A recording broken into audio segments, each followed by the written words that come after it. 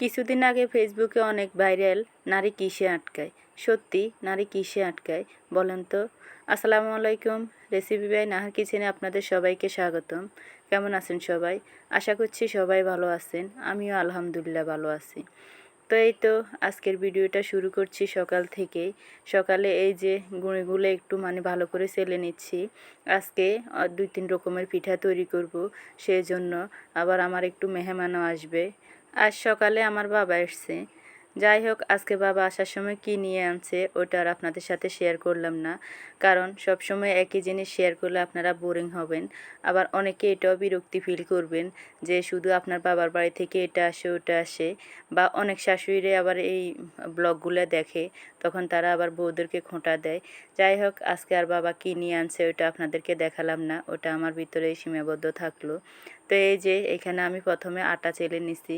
আটা চালার আগে আমি নিছি আতপ চালের গুঁড়িগুলো চেলে নিছি।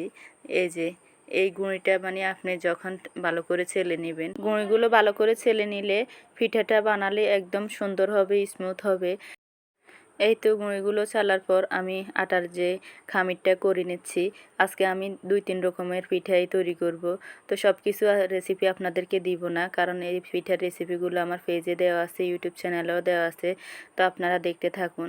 এই যে আমি প্রথমে যে বলছি নারী কিসে আটকায়, সত্যি নারী কিসে আটকায়। নারী স্বামীর ভালোবাসায় আটকায়, সন্তানের ভালোবাসায় আটকায়, সংসারের মায়া আটকায় আমার মতে। কারণ আমি একজন নারী। আজকে যখন আমার হাজব্যান্ড আমাকে একটা কথা বলছে, তখন আমি বুঝলাম আসলে সত্যি নারী সংসারের মায়া আটকায়। তার হাসির ছলে কথাটা আমাকে বলছে, কিন্তু সে হাসতে হাসতে বলছে, দুষ্টামি করে বলছে, তারপরও কথাটা শুনতে আমার খুবই খারাপ লাগছে। কারণ আমি বিশ্বাস করি নারী সংসারের মায়া আটকায়, সন্তানের মায়া আটকায় স্বামীর চাইতেও। স্বামী সে তো আছে আপন, কিন্তু সংসারের সন্তানের মায়াটা হচ্ছে সবচেয়ে মায়া। আজকে আমি চাইলেও কিছু করতে পারতাম বা যেতে পারতাম, কিন্তু আমি আমার সন্তানদের জন্যই আমি আটকে আছি। এই যে একটা মায়া, এই মায়াটা আপনি পৃথিবীর কোথাও পাবেন না। সন্তান ম্যাচিউরড হওয়া পর্যন্ত সন্তানের মায়াটা হচ্ছে সবচেয়ে বড় মায়া। তো যাই হোক, ও দুষ্টামি করে আমাকে কথাটা বলছে। যাই হোক, কেউ আবার মাইন্ড করবেন না। আমার বাবা এসছে, তো ওই আশাতে আমি একটা কাজ ভুল করে করছি, তো ওই ভুলের উপরে সে আমাকে হয়তো কথাটা বলছে দুষ্টামি করে। তা আমি মাইন্ড করি নাই, কিন্তু পরে আমি চিন্তা করলাম যে সত্যি নারী কিসে আটকায়। আসলে আমি আমার সন্তানের মায়া আটকাই, আমার স্বামীর ভালোবাসায় আটকাই। সত্যি জানি না কে কীভাবে উপলব্ধি করেন, আমার কাছে এটাই মনে হয়। তো আল্লাহ তাদেরকে নেক হায়াত দান করক, আমার সন্তানদেরকে আল্লাহ নেক হায়াত দান করক, স্বামীকেও নেক হায়াত দান করক, আল্লাহ সবাইকে ভালো রাখুক। আমি এটাই চাই, সবাইকে নিয়েই বেঁচে থাকতে চাই। তো সবাই দোয়া করবেন আমার ছোট্ট ফ্যামিলিটার জন্য। এই যে সবাইকে নিয়ে যেন সামনের দিকে এগিয়ে যেতে পারি, সেই দোয়াটাই করবেন।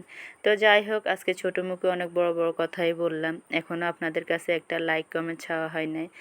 তো যারা আমার এই ভিডিওগুলো দেখতেছেন, যদি ভিডিওর কোনো অংশে আপনাদের একটু হলেও ভালো লেগে থাকে, তো একটা লাইক কমেন্ট করে পাশে থাকবেন। আপনার একটা লাইক আমার জন্য অনেক মূল্যবান। তো এই যে আজকে আমি পান্তুয়া পিঠা বানাচ্ছি। এটা আমাদের নোয়াখালীর বিখ্যাত একটা পিঠা, পান্তুয়া পিঠে। এই পিঠাটা অনেকে আবার কেক পিঠাও বলে। এত মজা খেতে। এই যে আমি প্রথমে একটা ডিম সিদ্ধ করে ডিমটাকে 2 ভাগ করে এই ডিম দিয়ে আমি কোট করতেছি পিঠাগুলো। আমরা বেশিরভাগ এভাবেই বানাই, অনেকে অনেকভাবে বানায়। তো কেউ তেজপাতা দিয়ে বানায়, কেউ আবার ডিম পোস্ট করে বানায়। আমি ডিমটা বরাবর সবসময় সিদ্ধ করে বানাই। তো কাটার পরও আবার ছবি তুলব বা দেখবেন কেমন হয়েছে। এই তো তারপরে 2 রকমের পিঠা যখন বানানো হয়েছে, তখন আমি রোলগুলো ভেজে নিচ্ছি। প্রথমে আমি ফুলঝুরি পিঠা তৈরি করছি, তারপর আপনার রোলটা তৈরি করে নিচ্ছি। এই যে সব কিছু মিষ্টি হলে তো আর ভালো লাগে না। মেহমানরা আসলে টক টক ঝাল মিষ্টি সব কিছু দিয়ে আপ্যায়ন করতে ভালো লাগে। তো যাই হোক, মেহমান আসবে আমার খালা, আমার শাশুড়িকে দেখতে। আমার শাশুড়িকে ডাক্তার দেখাইছি, তো শাশুড়িকে দেখার জন্য আমার খালা আসছে, সাথে ওনার 2 জন বান্ধবী নিয়ে এসছে। ওনার যা এসছে, ওনার ফুফাতো ননদ এসছে। তো এই যে তাদের জন্য একটু হালকা পাতলা নাস্তার আয়োজন আর কি। ওরা বিকেলবেলায় এসছে আসর নামাজের পরেই। তা আমি শুধু নাস্তার আয়োজনটাই করলাম। আর বাবা এসছে সকালে, বাবা আসি খাওয়া দাওয়া খাইছে। তো আজকে খাওয়া দাওয়ার রেসিপি মানে সব কিছু মিলেই আপনাদেরকে একটু দিলাম। রেসিপি কিছুই দিলাম না, জাস্ট হয়তো একটু ভিডিওটা শেয়ার করলাম। তো দুপুরে আমি আবার রান্না করছি, আজকে গরুর বট ভাজি করছি, তারপরে ডাউল রান্না করছি, শুটকি দিয়ে বেগুন রান্না করছি।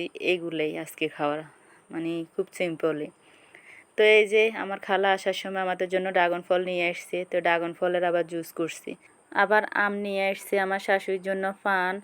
এই যে ড্রাগন ফলগুলো যে আনছে, এই ড্রাগন ফলগুলো একদম মানে গাছের ফ্রেশ তরতাজা। তো আমার মানে খালুর বন্ধু পাঠাইছে এগুলা যশোর থেকে। এই যে একটা ভালোবাসা মানুষের, দেখেন বন্ধুর প্রতি বন্ধুর কত ভালোবাসা। ড্রাগন ফলগুলো এত বড় বড়, মানে একটা ড্রাগন ফল আধা কেজির মতো হবে, এত বড় বড়। তা আমার জন্য খালা 5টা নিয়ে আসছে। তো ওই লোকটা অনেক ড্রাগন ফলে দিছে, তাকে অনেক ধন্যবাদ। তার সুবাদে আমরাও একদম ফ্রেশ গাছের ড্রাগন ফল খাইতে পারছি আর কি। তো এই যে আমি তাদের জন্য যে আয়োজনগুলো করছি, এই যে সব তাদেরকে নাস্তা পানি দেওয়া হয়েছে, তারা খাচ্ছে। তারা আসার পরে প্রায় আধা ঘন্টা পৌনে 1 ঘন্টার মতো ছিল। তারপর আবার মাগরিবের আজান দেওয়ার আগে তারা চলে গেছে, তো তাদেরকে আবার একটু আগায় দিয়ে আসছি। তো সবাই ভালো থাকবেন, আল্লাহ হাফেজ।